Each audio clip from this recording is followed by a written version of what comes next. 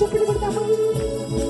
మన పాపముల నుండి మన శాపముల నుండి విడిపించేది యేసయ్య నామం. నిత్య నరకాగ్ని నుండి మనం రక్షించేది యేసయ్య నామం. ఆ నామాన్ని గంభీరంగా ఆలోచిద్దాం. ఆ నామంలో శక్తి ఉన్నది, ఆ నామంలో బలము ఉన్నది.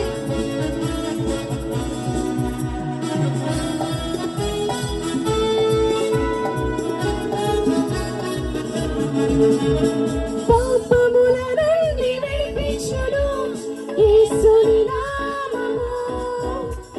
పాపముల నుండి విడిపించును యేసుని నామము. నిత్య నరకాగ్నిలో నుండి రక్షించును యేసుని నామము. నిత్య నరకాగ్నిలో నుండి రక్షించును యేసుని నామము. యేసు నామము జయ జయము, సాతాను శక్తి లయము. యేసు నామము జయ జయము, సాతాను శక్తి లయము. హల్లెలూయా హోసన్నా హల్లెలూయా హల్లెలూయా హల్లెలూయా హోసన్నా హల్లెలూయా హల్లెలూయా.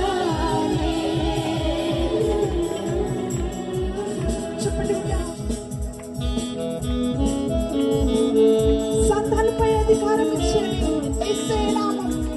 శత్రు సమూహం మీద జయమిచ్చేది జయశీలుడైన యేసయ్య నామం. ఆ నామాన్ని ఉచ్చరించినప్పుడు మనకు ఒక శక్తి కలుగుతుంది.